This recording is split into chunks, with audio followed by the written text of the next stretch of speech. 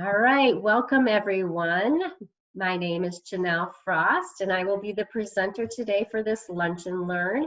I'm the Executive Director for Michigan Hands and Voices, and I'm also the coordinator for our ASTRA, or Advocacy Support and Training Program. I do have Tabby Bellhorn on with us as well. She's the Executive Director of Ohio Hands and Voices and also the ASTRA Advocacy Support and Training Coordinator. So we work closely together, and she will be there to help answer any questions in the chat box today.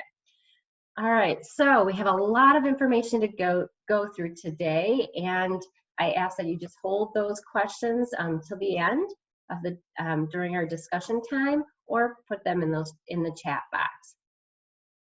All right, so here we go. So today we're going to be going over the IEP 504 checklist that Hands and Voices has to offer for anyone. You can get this checklist on their website. I have it here so you can see what it looks like. But for today's purposes, we're going to zoom in each section and go over this checklist. I want to advise everyone that this is a checklist and a guide. It's not to be used to just check every single one of them. As parents, it's very important that you understand that for every need that you identify your child having, that you have background information to support that. So we don't want this to be used in the wrong manner. We want to respect our educators and the professionals that work with our children and make sure that we're being reasonable with our asks. So you can find that on the website, and we're going to go through each one individual. All right, so I wanted to point out the very top of this document.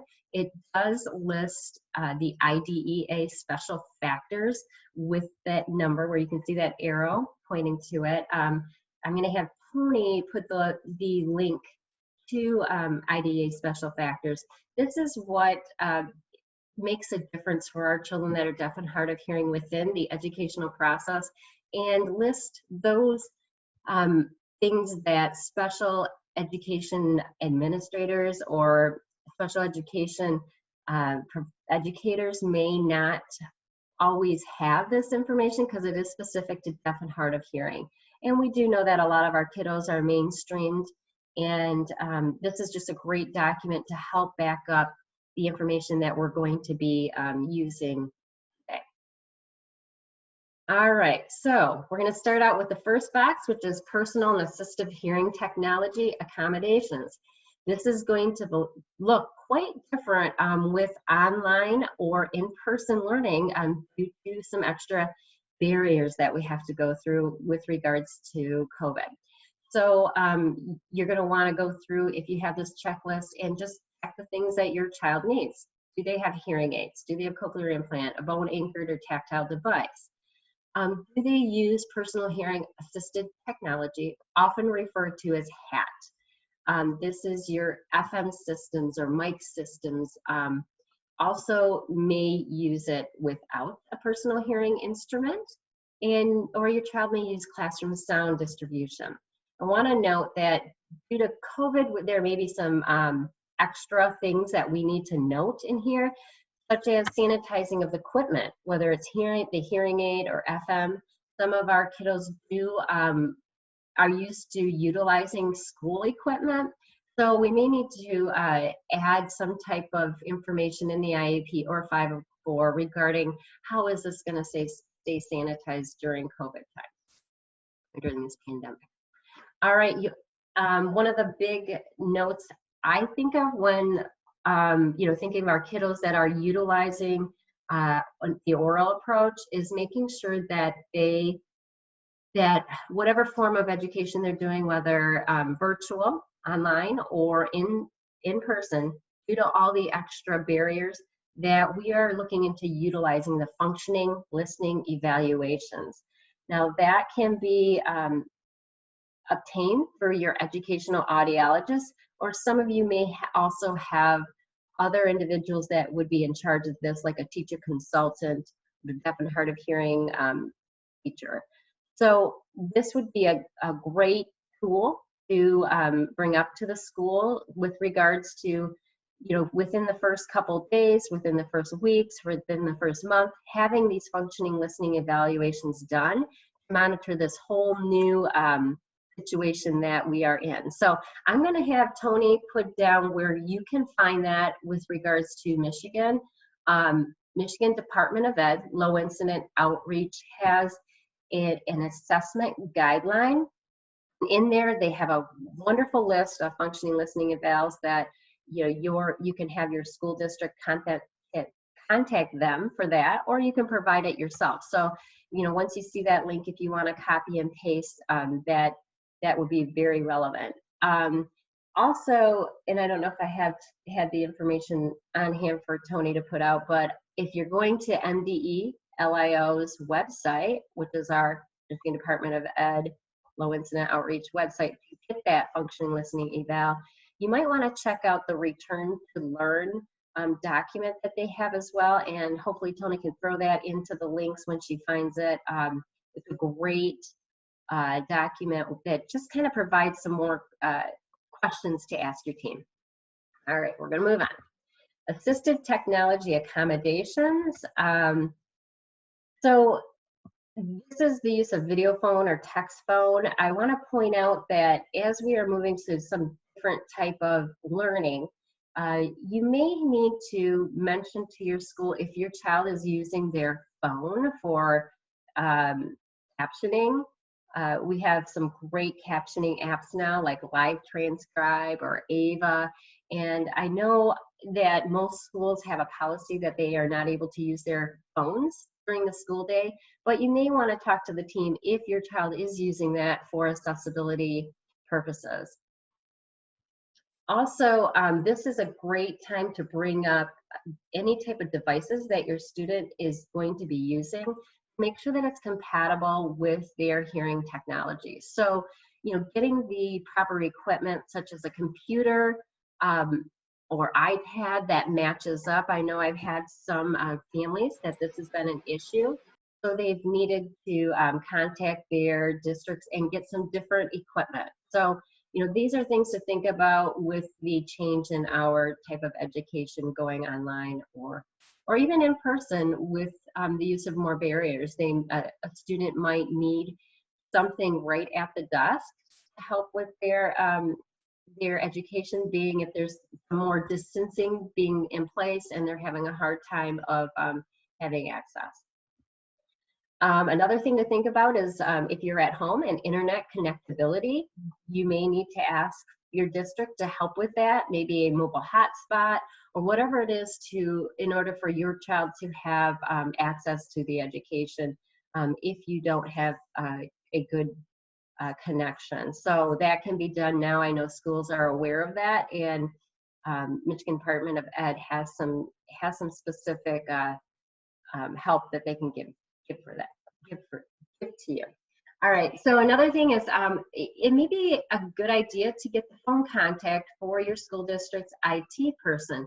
This way you can, you don't have to be bugging that teacher who is really having a lot of extra work to do, making sure your child has access. But if you have that phone contact, it may be a way of quickly resolving a situation that you may have with any connectability issues. All right, we're going to move on to communication and accommodations.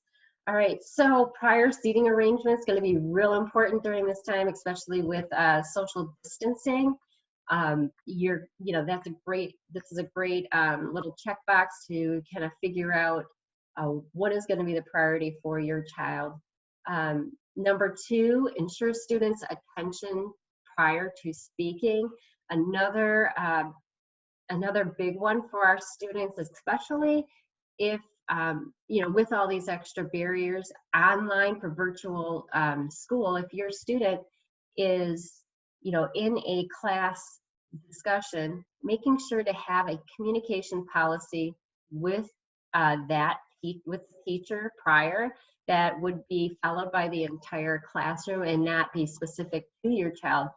But identifies a way of making sure that the child knows who's speaking. So take for instance, when we do any type of online webinar or discussion where we have several different individuals on, we ask that before the person speaks, we ask them, get our attention by raising the hand and then to announce yourself. This helps with making sure that that person that's utilizing maybe an interpreter or closed captioning to really understand who is speaking. This is helpful not only for the child that's deaf or hard of hearing, but also the rest of the class. A lot of our students are, going to a new type of placement, and they may not know all the kids in the class. So it really does help to have everybody get to know one another and understand who it is that is speaking at that time. So I think, excuse me, a communication plan at this point would be really good. All right, the third box, this was brought up by several of my own advocates regarding reducing auditory distraction or background noises. We know that some public entities are using what they call high velocity fans, and that does add some more noise to the background. Those fans are going to be used to help with circulation of air within buildings. So if your school district is going to be using this, you may want to discuss where's going to be the best seating for your child, how they're going to get away with this, if there's how they're going to have access, if not, thinking about alternatives for the student, whether it's a different classroom or the possibility of turning down that fan, whatever it is that allows for access for your child, but also realizing that this is a pandemic and taking in consideration the safety of the students and the educators within that classroom. So we're going to want to reduce visual distractions. How are we going to do that now with masks and shields and some extra barriers? So it really is very individual. We're going to have to find out what works best for your child, really looking into and practicing with different masks. Clear masks aren't always, we think that might be the answer, but really try it out with your child. If your child's using mics, make sure we're trying that out, and we're asking the school district to help in that functioning listening eval, again, mentioning that and seeing what is working, what is not, and by all means going to the student always and asking what their opinion, and not just using our own observations as parents or educators, but using their information. I want to point out, and I know Tony can throw this into the chat box, a MOOC study that kind of goes over the information a little bit more in detail of what they found out to be most appropriate in different situations. But again, your child's specific. But if you need more information, you can go to that. And there is also another study by Tina Childress, and I don't think I have that on the link, but if you need some more, you can always contact me for that. All right, so you're going to allow students time to locate the speaker in a small or large group. Remember, that's assuring the attention prior to speaking, our communication plan. Enhanced speech reading conditions, or avoiding hands in front of the face, mustache is well trimmed. Well, here we go. Here's the mask and shield again. How can we enhance speech reading if your child does need it? Present information in simple, structured, sequential manner if your child needs. Enunciate speech clearly. Allow for extra time for processing information. I think this is going to be a key for a lot of our students now. Repeat, all right, whoops, I'm sorry, go back. Repeat or rephrase information when necessary. I know that was a huge one for my son, so maybe some of you have data to back that up if you need. Frequently check for understanding. I think that this is also going to be a big one that we're going to have to think about. How is the teacher going to do that if the child is going virtual? You know, can you have a special code, or maybe, you know, we work on the child's advocacy skills and them, you know, putting in the chat box to the teacher privately that they didn't understand something. Can you repeat that? It could be used in a way for all of the students, actually, and a great way of making sure that all of our students are advocating for themselves. Use speech to text software. We do have a lot of great speech to text software out there now. I know some of the favorites are Live Transcribe. You might want to take a look at that. Otter, Teams. But a lot of school districts are going and using Google Meets for their choice of online, which does have speech to text software so they can get closed captioning online. So make sure that your student, if they do need that is available for them.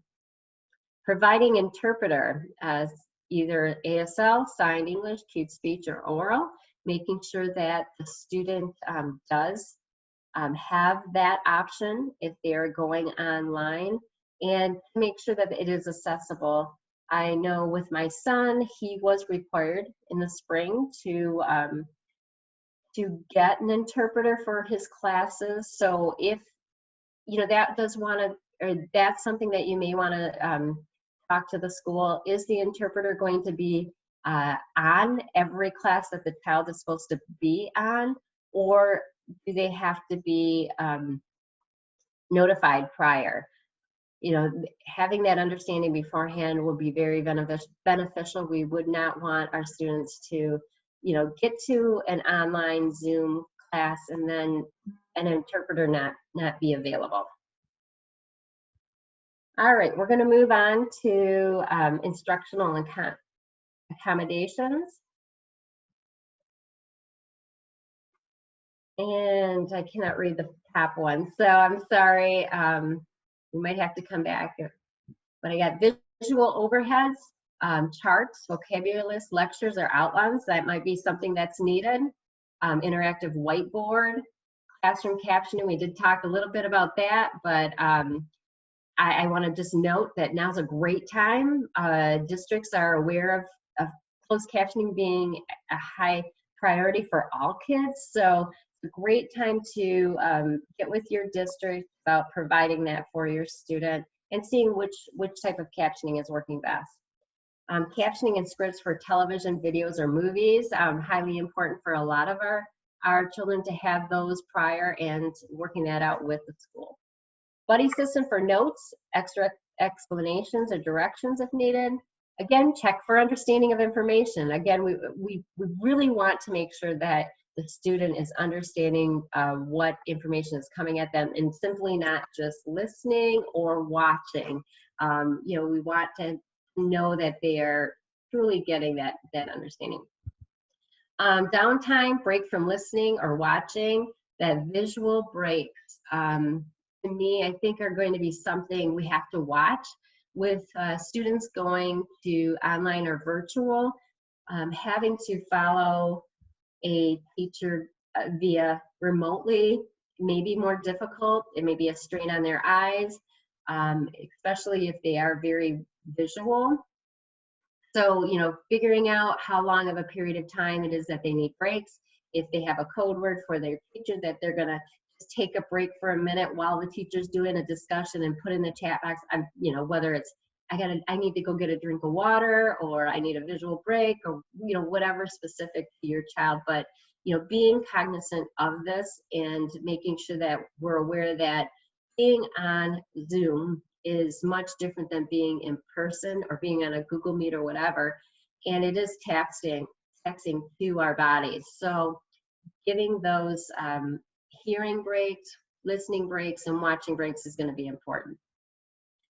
They may need extra time to complete assignments, step-by-step direction, interpreting again. That may be an accommodation that's needed, either ASL, sign English, cued speech, or oral, making sure that, specifically to your child, that they get the correct interpreting. Speech-to-text software, tutoring, note-taking, and direct instruction. Another thing during this time, you may want to ask for the option to rewatch a recording. How long will that be available? Some of our children, I know my son in particular, he often would ask to be able to go back and watch something again and take his time through it. I want to note that for class discussions, you may want to talk to your school district on their policies and whether that they can have that recording with other students being in that recording, and how safe is that video from getting out into the wrong hands. So, making sure that everybody's open on the school policies and understanding everyone's privacy as well. All right, so now we're on to physical environmental accommodations. Noise, reverberation reduction, providing carpet and other sound absorption materials, thinking about, again, any plastic barriers that we're putting out, that we are aware of that, and that our educational audiologists are doing, and even speech therapists are doing those necessary assessments to make sure to eliminate as much of that noise as possible. Again, the velocity fans, are they going to be using them? Special lighting. I think that this is going to be critical, that if they're going online, that the teacher is well lit as the teacher is teaching. If the teacher is recording during an actual in-person class, they may be utilizing some mask or the shield, and also maybe recording at a distance. So, helping your student to go over and really keep an eye on those specific things that are happening, and if it's working or not working for your child, and asking to modify that a bit. So thinking about the social distancing and at all times making sure that your child has accessibility to the education. Flashing fire alarms or smoke detectors may be something that you need to request. All right, we're going to move on to extracurricular or curricular modifications, the actual curriculum. Modified reading assignments may be needed, modified written assignments, extra practice, pre-teach, teach, post-teach vocabulary concepts, that's a common thing to ask. Strategies to adapt the instruction to accommodate reduced auditory access or visual access. Supplemental material to reinforce concepts of curriculum, alternative curriculum if needed, and expanded core curriculum, which I'm going to have Tony put in the chat box, the Iowa core curriculum link. I think I did include that. It's a awesome resource for us to utilize that talks about this expanded core curriculum, which is designed specifically for deaf and hard of hearing students. It's looking at the regular public curriculum and saying, what is it specific to the student that's deaf or hard of hearing that would be needed in addition in order for them to be successful once they leave school. So, looking at advocacy, self-determination, their auditory needs, if they're accessing oral education, any assisted technology, the communication pragmatic language, deaf studies, disability rights, their functional skills, family education, how are we incorporating ASL sign language or any other type of communication practices with the family, social emotional skills, and transition planning. So this curriculum looks beyond the traditional curriculum and is, I think, something that parents should be aware of. So hopefully Tony put in that link for the Iowa core curriculum. All right, so we're going to move on. I know we're blasting through this, so hold on, we're almost done. Evaluation, accommodations, and modifications. You might want to reduce quantity of tests, alternate tests or methods, reading assistance with tests for clarification, time may need it, or extra time may be needed, maybe special seating. I think a big one now will be with those state testings. You know, how is your child going to access those state testings, whether it is going to be online or virtual? And you can actually ask for a practice test and work on making sure that your student has accessibility, or they know where that that captioning button is, or if they do need special headphones, if they need a special device to be able to see an interpreter if needed. So, you know, just practicing beforehand. All right, our very last box is other needs and special considerations. Now might be a great time to talk about counseling with, you know, what is available from your school district. What does your child need at this point in time? I know that anxiety levels are up, so this may be one of those boxes we need to check. Any family support and training that may be needed. So, you know, looking at that, sign language instruction for family members, deaf and hard of hearing peers. I am going to have Tony throw in Sign On Connect as one of the links that can help families connect with a deaf individual online, and also has an option for, it's called Friends Like Me. If your child is needing to connect with other individuals like them, it's a great opportunity to do that. And this is something that you can request from the school district if your child has a need for connecting with a peer or a role model. You can request that from your district, and I have many instances of those districts paying for that resource. Recreational social opportunities, you know, now we're going to have to get creative. And the last one here, transition services. I want to note that our state transition services are available online. I don't know what's available via Ohio, but I'm guessing they probably have done it as well. So you can contact, ours is called MRS, Michigan Rehabilitative Services, for those students that are at that age of transition, which is anywhere from 14 years old to 16, when we're starting to transition into a new phase of life. They have some really great online programs available, so make sure to check them out. All right, so additional resources. We have so much to share with you, so that, you know, throughout the summer, many different organizations have been working on. Hands and Voices has a wonderful COVID page with tons of documents for you to check out. Our own Michigan Hands and Voices Astra page has some great links in there, and a lot of the stuff that I shared today, you can go on there and get that from there. Abby, who is on the call or on with us today, she had written a letter to parents and educators. I wanted to throw that link in there. It's a wonderful resource, and I'm going to have Tony put that in the chat box as well. And National Association of the Deaf, their position statement is really good information regarding the rules and laws, you know, that still apply for our students today. So I like their document. It's a really good read. All right, so final tips. Again, this checklist is used as a guide. Only use what you have data to back up the need of your child. We, again, don't want to bring this list of 50 things to our school district, but, you know, definitely highlight your priorities and the need of your child.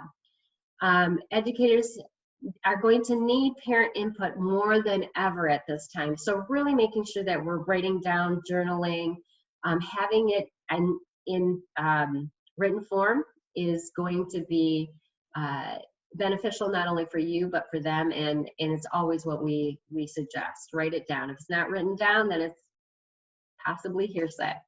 All right, so another point, IDA, 504, and ADA, these are all the laws that protect your student and your rights as a parent. They still apply. So making sure to look up those rules and laws as needed to help make sure that your student has access.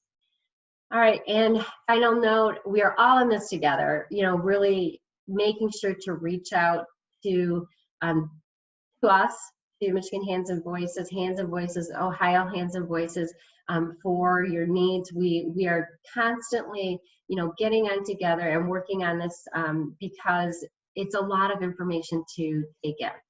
So if you're feeling overwhelmed and you're having a hard time finding stuff, please just contact us.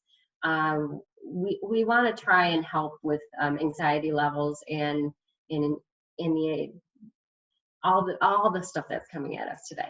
So I wanted to pass on, we are doing a question and answer session the first Monday of every month. It's a great opportunity for you to get on and just find out what's going on with other families across our state, but also we're connecting with a couple other regional states close to us, and you know, really helping one another to find those answers. All right, so contact us at Michigan Hands and Voices if needed, at our Gmail Gmail page there, and I'm sorry, the website and our email, and there's Ohio's email and website. You can always reach myself or Tabby through those links. All right, thank you for joining today. I'm going to have Tabby stop the recording now, and I'm going to open up. I'm gonna